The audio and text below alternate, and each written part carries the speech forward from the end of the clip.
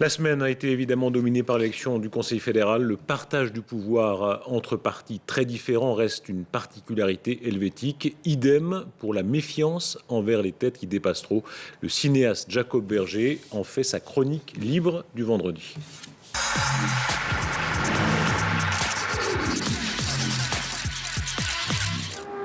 On dit que la Suisse est un pays un peu ennuyeux.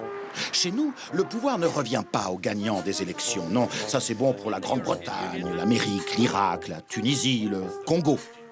Nous, c'est plutôt comme l'école des fans. Est-ce que tu connais Yves Duteil? Oui. Où il est? Tout le monde ressort gagnant. Mais pas trop. Un peu de pouvoir pour tout le monde. Ça s'appelle la concordance. C'est bien la concordance. Avec elle, pas de jaloux, pas de vagues, pas de drame. En fait, on pourrait comparer ça à une espèce de machine à laver. Voilà, c'est ça. La Suisse est une immense machine à laver. Il y a quelques années, l'UDC, notre parti le plus à droite, était parti pour faire la révolution conservatrice en Suisse. On allait voir ce qu'on allait voir. La patrie allait retourner aux fondamentaux. Travail, famille, fromage. Après 4 ans de machine à laver, voilà ce qu'on retrouve. Un monsieur qui s'appelle Uli Maurer et qui ressemble, disons-le, à une de ces chaussettes orphelines que l'on oublie parfois dans la sécheuse.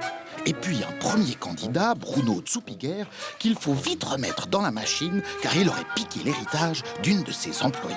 Et enfin, un deuxième candidat, Hans-Jörg Walter, tout droit sorti du Muppet Show, dont la pugnacité et le panache n'ont d'égal que l'éloquence.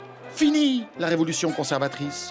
L'UDC ne souhaite plus qu'une chose, retrouver son petit deuxième siège au gouvernement. Mais la machine à laver est pleine de mystères. Ainsi, après 4 ans de lavage, la petite souris grise qu'on avait sortie du panier à repasser pour embêter l'UDC est devenue une femme d'État. De l'autre côté, il y avait les candidats socialistes. 2 stars, nous a-t-on prévenu, 2 candidats taillés dans le gruyère des plus prestigieux. Ils ont passé la campagne entière à nous faire croire qu'ils étaient les types les plus ternes, les plus circonspects, les plus coincés et les plus ordinaires du monde.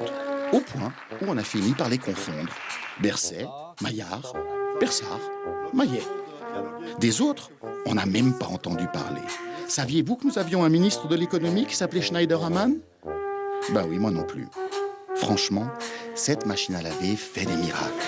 À propos, vous savez quoi ? C'est reparti pour 4 ans. Voilà, nous revenons.